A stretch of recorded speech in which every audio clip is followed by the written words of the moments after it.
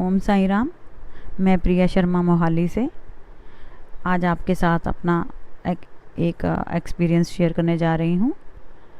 मैं बाबा के साथ 2019 से जुड़ी हुई हूँ।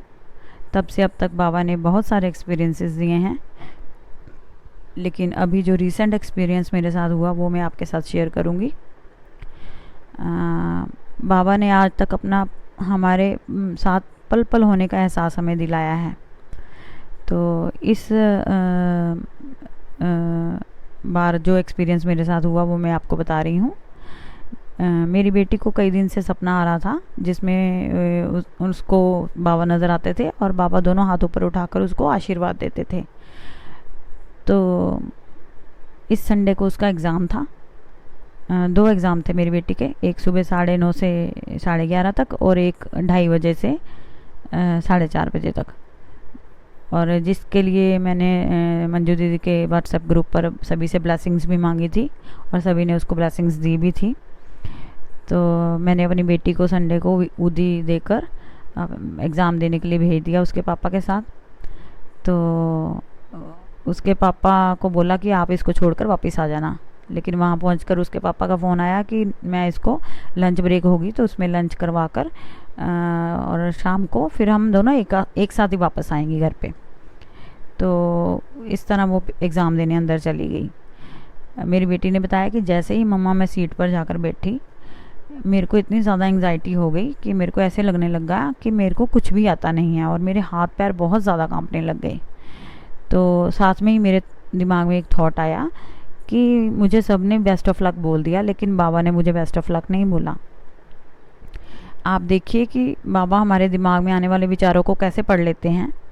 उसका थॉट आने की देर थी कि बाहर से बड़ी ऊंची आवाज़ में बाबा का एक भजन बजना शुरू हो गया वहाँ पे, और बड़ा ही फेमस भजन है, आप सभी ने भी सुना होगा, दीवाना तेरा आया बाबा तेरी शिरडी में।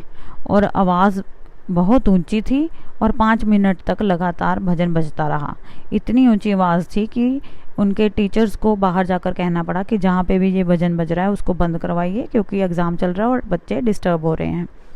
आप देखिए कि बाबा ने उसको किस तरह से बेस्ट ऑफ लक बोला। तो एग्ज़ाम देकर वो बाहर आई तो सामने पार्क में उसके पापा बैठे हुए थे। तो वहाँ गई तो पापा से बातचीत करने के बाद उस थोड़ी देर के लिए वहाँ पार्क में ही टहलने लग गई। तो वहाँ पे अचानक इसकी नज़र एक पेड़ पर गई। तो पेड़ के नीचे इसको दूर से कुछ नज़र आया कि वहाँ पे कुछ पड़ा है। ये देखने गई उसके नज़दीक जाकर, तो उसने देखा कि वहाँ पे 2 फ़ोटोज़ पड़ी हुई हैं, जिनमें से एक बाबा की है। वो फ़ोटो देखकर ये इतनी इमोशनल हो गई कि इसने कहा कि मैं बता ही नहीं सकती, क्योंकि फ़ोटो में जो पोज़ बाबा का वही पोज़ था जो पोज़ में इसको बाबा आशीर्वाद देते रहे सपनों में। तो इसने उसी समय उस फ़ोटो क्लिक की और व्हाट्सएप पे मुझे भेजी। तो मैं भी देखकर हैरान हो गई। तो उसके बाद ये दूसरा एग्ज़ाम देने चली गई। तो इन बिटवीन इसके पापा ने गूगल पर सर्च करी सेम फ़ोटो, लेकिन उनको वो फ़ोटो नहीं मिली। लेकिन मंजू दीदी ने उसी दिन यूट्यूब के अपने जो क्लिप्स डालते हैं वो छोटे छोटे, उसमें वही फ़ोटो शेयर की हुई थी। और वो भी देखकर मैं हैरान हो गई। और व्हाट्सएप पर ही साईं भक्तों के एक ग्रुप में एक वीडियो आया मुझे, जिसमें कोई एक संस्था बनी हुई है द्वारका करके, जिसका नाम है, और वो सड़कों के आसपास जो लोग फेंक जाते हैं पेड़ों के नीचे फ़ोटोज़ या आइडल्स या मूर्तियाँ जो खंडित हुई होती हैं, उनको उठाकर वो लोग मंदिरों में स्थापित कर रहे थे या किसी सही जगह पर रख रहे थे जिससे कि उनका निरादर ना हो। तो ये सारी चीज़ें आपस में जुड़ रही थी। तो मेरे दिमाग में आया कि मैं ये फ़ोटोज़ लेकर आऊँगी अपने घर पे। तो मैंने अपने हस्बैंड से कहा कि जब मेरी बेटी पेपर देकर आए, एग्ज़ाम देकर बाहर आए, तो उससे मेरी बात करवाना। जब मेरी बेटी एग्ज़ाम देकर बाहर आई शाम का, तो मैंने उसको फ़ोन पे कहा कि बेटा ये दोनों फ़ोटोज़ जो हैं आप उठा कर लाओ, हम देखेंगे कि इनका क्या करना है। तो वो उसने फ़ोटोज़ दोनों उठा ली। वापसी के लिए इन्होंने टैक्सी की तो टैक्सी जो थी वो थोड़ी दूर तक जाकर ख़राब हो गई। इतने में वहाँ पे खाली सड़क पे ही एक ऑटो पता नहीं कहाँ से आया, तो वो ऑटो इन्होंने कर लिया घर आने के लिए। ये ऑटो में बैठे ही थे तो इनकी नज़र सामने गई, ऑटो की दीवार पे वहाँ पे बाबा की फ़ोटो लगी हुई थी। इन्होंने उस ऑटो ड्राइवर से पूछा कि आप साईं बाबा को मानते हो? तो वो ऑटो ड्राइवर कहने लगा, हाँ बाबा को तो हम बहुत मानते हैं। हमारे मामा जी के घर में बहुत साल पहले एक फ़कीर आए थे सफ़ेद कफनी पहनकर, उनके हाथ में चिमटा भी था, और तब हमें पता नहीं था कि ये साईं बाबा हैं। हमें तो बाद में जाकर पता लगा कि साईं बाबा हैं। तो तब से हमारी सारी पुश्तें जो हैं साईं बाबा को बहुत मानती हैं। जब ये घर पहुँचे तो इन्होंने ऑटो से उतरकर उसको पैसे देने लगे, तो इन्होंने देखा कि ऑटो का जो नंबर है वो भी न्यूमरोलॉजी के हिसाब से 9 नंबर है, जो हम बाबा का नंबर मानते हैं। नविदा भक्ति का नंबर 9 साईं सचित्र में बताया गया है। तो ये घर लेकर आई वो फ़ोटोज़, मैंने देखा फ़ोटोज़ को, तो एक फ़ोटो का थोड़ा हालत ज़्यादा ख़राब थी, तो मैंने सोचा वो मैं मंदिर में रखाऊंगी, लेकिन बाबा की फ़ोटो को मैंने अच्छी तरह से साफ़ किया और अपने मंदिर में रख दिया, और शाम की धूप आरती की बाबा की। तो मेरी बेटी कहने लगी, आप बाबा की फ़ोटो अपने घर पे रखोगे, क्योंकि ये पता नहीं कौन रख के गया वहाँ से, कैसी एनर्जीज़ हैं। तो मैंने कहा नहीं, मैं तो रखूँगी।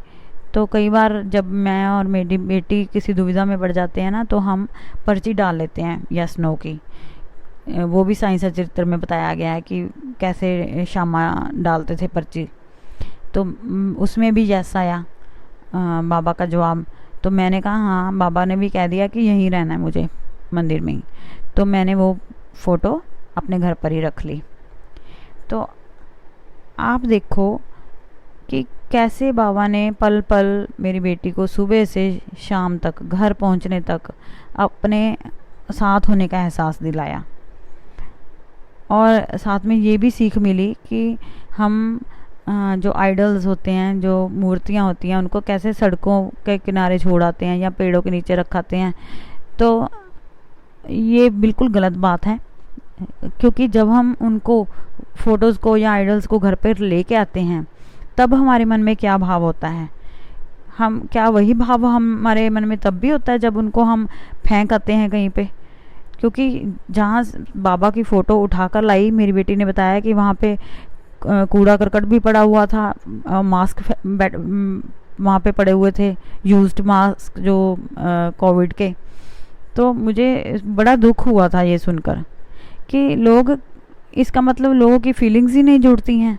हमारा भाव कहाँ है अगर हम ये सब कुछ करते हैं? तो अगर बाबा को अपने आप से जोड़ना है तो हमें पूरे भाव से बाबा को अपने आप को समर्पित कर देना है।